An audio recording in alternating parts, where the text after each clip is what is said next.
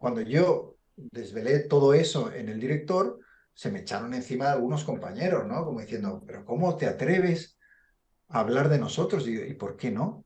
Pandemia digital, desinfectando su cinismo.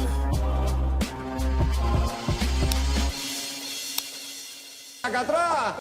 Yo estoy muy a favor de que seamos los propios periodistas Claro. los que fiscalizamos nuestra labor.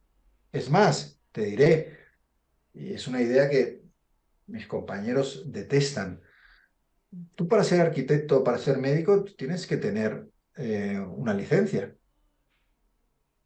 Eh, a mí me ofende que periodistas que han sido condenados por mentir, o sea, puedan seguir ejerciendo el oficio y se llamen periodistas. Oiga, no. O sea, cuando te han condenado y tú has mentido adrede en una información, deberías haber un mecanismo para que dejaras de ejercer esa profesión, ¿no? De la misma manera que si tú eres un médico terrible, has operado a un paciente y le has dado la bebida antes de operar y lo has, ¿no? O eres un piloto de un avión y has demostrado que eres un negligente a los mandos de ese avión, perderás tu licencia. Pero tú puedes ser periodista, manipular todo lo que quieras y seguir siendo periodista.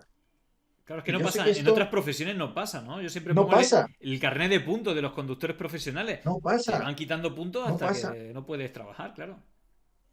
Entonces, yo creo que tenemos que. Yo, claro, he escrito un libro muy crítico con la profesión. También es un libro de amor a la profesión y donde sale gente que hizo cosas magníficas y que defendieron sus principios en circunstancias muy difíciles. Pero aquellos que no cumplen con los principios éticos mínimos del periodismo, yo estoy a favor de que eso se denuncie, pero no que se denuncie de una manera sesgada, Claro, porque esto, no, que se denuncie con información bien contrastada, que se denuncie de una manera periodística, claro. ¿no? Es lo que yo he intentado hacer con el director. Al final el director, oye, a mí todo el mundo me decía, te van a caer no sé cuántas demandas por publicar ese libro. ¿Cuántas demandas he recibido? Cero. Claro. ¿Por qué?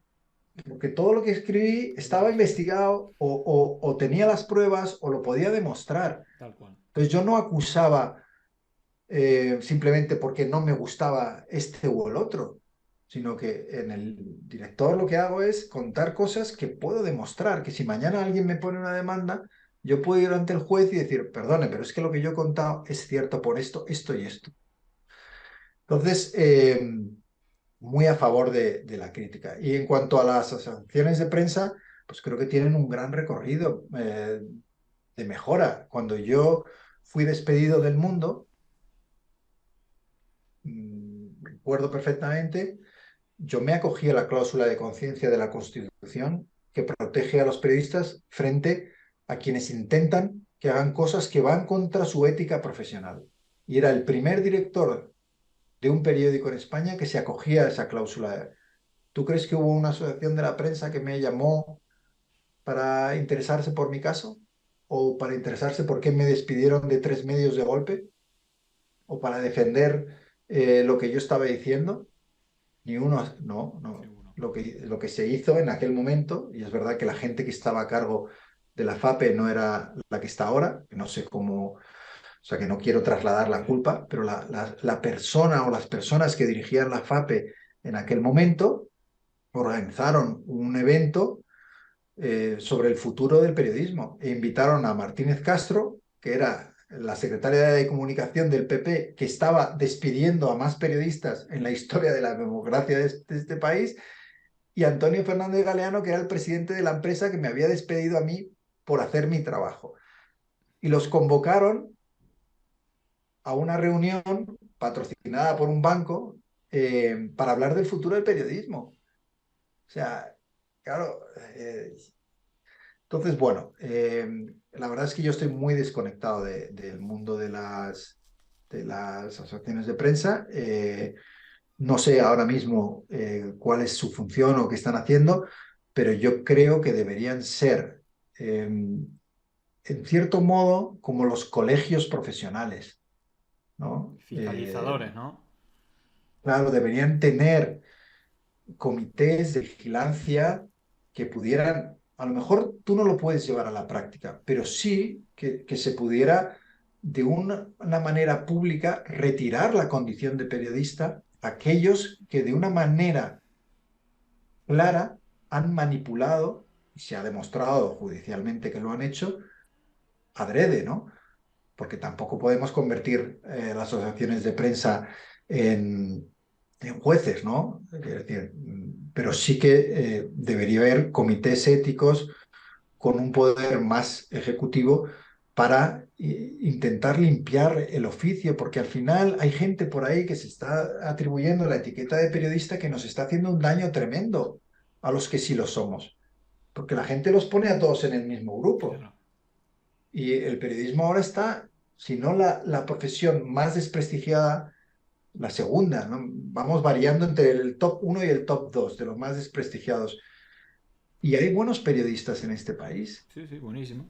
pero están ocultos o están apartados o no tienen el altavoz que tienen otros que desgraciadamente no hacen bien su trabajo. ¿Qué podemos hacer ante este problema hegemónico en los principales medios de premiar la mentira o el que manipula al servicio de los propietarios de esos medios?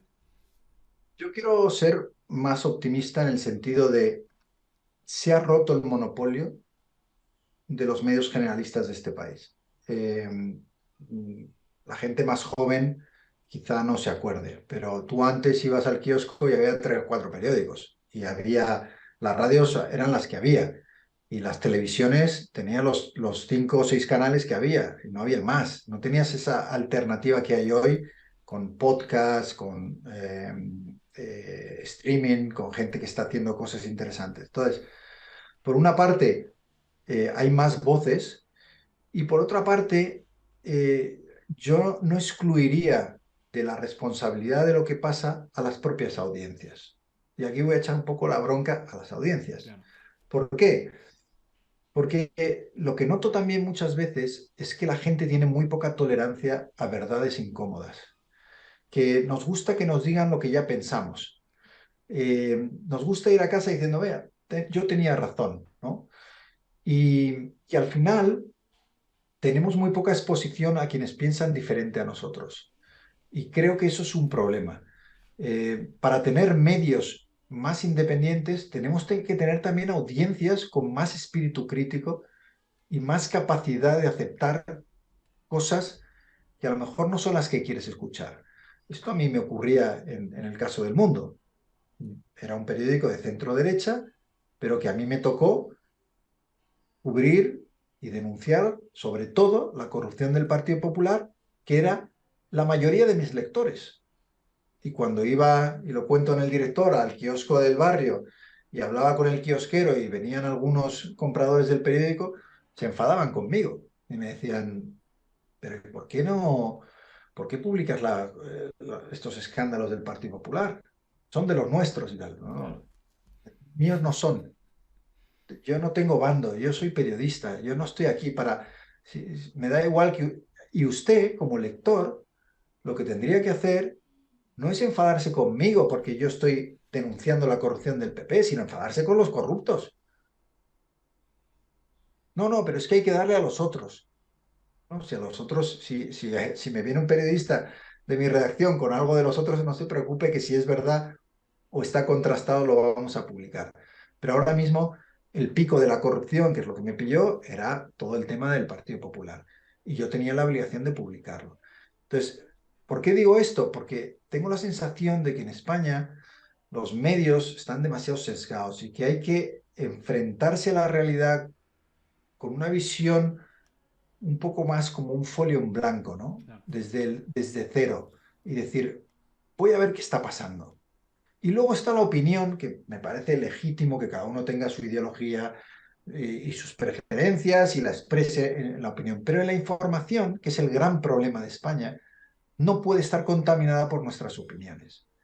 Entonces, necesitamos desde la escuela crear ciudadanos con un pensamiento crítico fuerte, gente que dude de las cosas, que le dicen incluso los suyos.